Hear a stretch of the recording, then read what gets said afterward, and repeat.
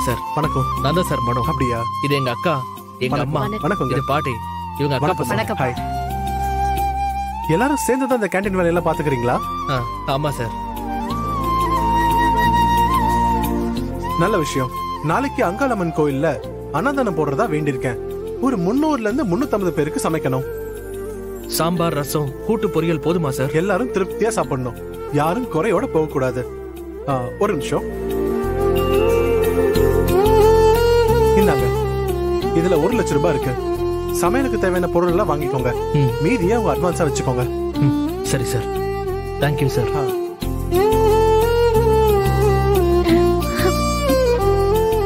சாம்பார், ரசம், பொரியல் மட்டும் இல்லாம இன்னும் 2-3 ஐட்டத்தை சேர்த்து போடுங்க. சார், இந்த பணத்துல நல்லாவே சமைச்சு போடலாம் சார். அப்புறம் என்ன மனோ, நாளைக்கு கோயில வச்சு பாப்போம். அப்ப நான் வரேன். மாதிரியே அங்காளம்மன் கோயில்ல அன்னதானம் போடுறதா சொல்லி பணத்தை கொடுத்துட்டேன். தேங்க்ஸ் ராஜேஷ். என்ன சார் நீங்க இதுக்கு போய் தேங்க்ஸ்லாம் சொல்லிட்டு இருக்கீங்க? விடுங்க, உங்களுக்காக நான் இது கூட பண்ண மாட்டேனா?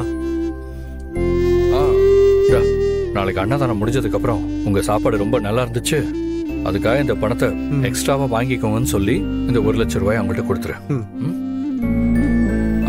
அப்புறம் ஒரு முக்கியமான விஷயம், இதெல்லாம் நீங்க தான் செஞ்சீங்கன்னு பாரதி மேடம்க்கு தெரியக்கூடாது, அதானே?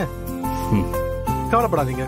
சாகுற வரைக்கும் இந்த விஷயத்த நான் அவங்க கிட்ட சொல்லவே மாட்டேன். அப்புறம் உங்களுக்கு வீடு பார்க்க சொன்னீங்கல்ல, மூர்த்தி நகர்ல ஒரு வீடு இருக்கு. எனக்கு தெரிஞ்ச ஓனர் தான். நாளைக்கு கோயில் அன்னதானம் முடிஞ்சதுக்கு அப்புறம் அவங்களை கூட்டிட்டு போய் அந்த வீட்டை காட்டுறேன். தேங்க்ஸ் ராஜேஷ். அட என்ன சார் நீங்க சும்மா சும்மா தேங்க்ஸ்லாம் சொல்லிட்டு இருக்கீங்க? விடுங்க, நான் பாத்துக்கிறேன். சரி, நாளைக்கு அவங்க கோயிலுக்கு வந்ததுக்கு அப்புறம் நான் உங்களுக்கு ஃபோன் பண்றேன். நான் கிளம்புறேன். சரி. கேக்குறேன்னு தப்பா எடுத்துக்காதீங்க. யார் கஷ்டப்பட்டாலும் நீங்க உதவி செய்யறவர் தான். ஆனா பாரதி மேடம்காக மட்டும் ஏன் இவ்வளவு தூரம் ரிஸ்க் எடுத்து பண்றீங்க? தெரியல, ஆனா அவங்க கஷ்டப்படுறத என்னால பார்க்க முடியல. அண்ணா, நான் ஊர்ல இல்லாதப்போ ஏதாவது பெருசா நடந்துச்சா? அந்த பாரதி எதுவும் ஆதிய தொந்தரவு பண்ணாளா?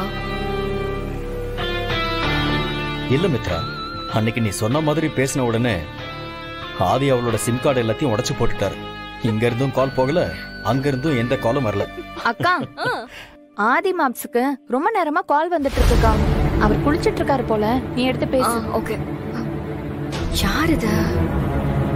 ராஜேஷா? ஹலோ. Hello Mitra madam.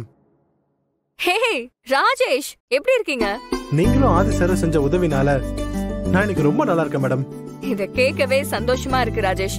சொல்லுங்க, ஆதி உள்ள குளிச்சிட்டு இருக்காரு. பரவாயில்ல மேடம், அவர் ஒரு வேலை கொடுத்தாரு, அதை நான் நல்லபடியா செஞ்சு முடிச்சிட்டேன்னு மட்டும் அவர்கிட்ட சொல்லிடுங்க.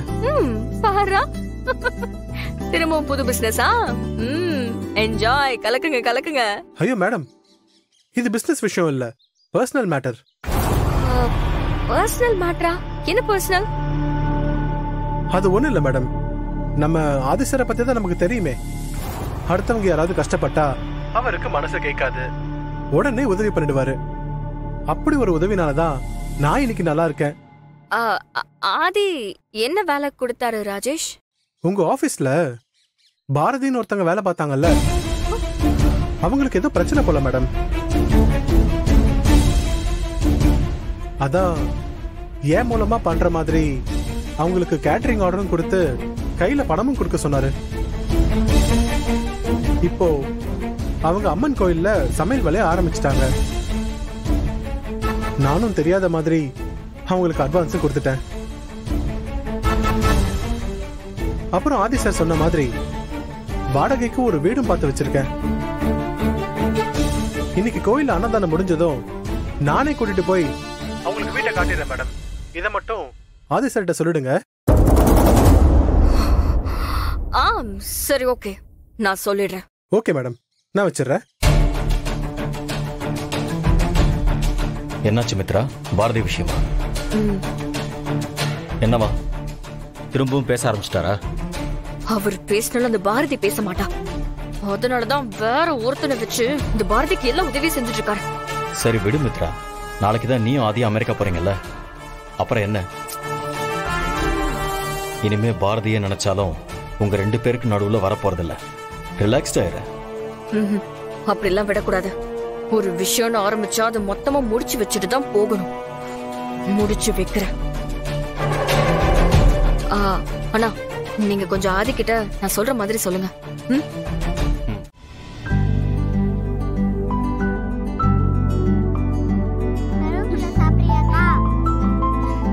அப்படியா? சரி இரு, நான் அவங்க கிட்டே கேட்டு சொல்றேன். மனோ சார். ஒரு நல்ல விஷயம். சொல்லுங்க சார். உங்க நல்ல நேரமோ என்னமோ தெரியல, என் பக்கத்து வீடே காலியா இருக்கான். வாடகை ரொம்ப கம்மி, வீடு நல்லா பெருசா தான் இருக்கும். அதை விட முக்கியமான விஷயம், ஹவுஸ் ஓனர் இங்க இல்ல, ஆந்திராவில இருக்காரு. அதனால ஹவுஸ் ஓனர் தொல்லையும் இருக்காது. அப்படின்னா அந்த வீட்டுக்கே அட்வான்ஸ கொடுத்துடலாங்க. கொடுத்துடலாம். கோவில இருந்து நேரா அங்கதான் போறோம்.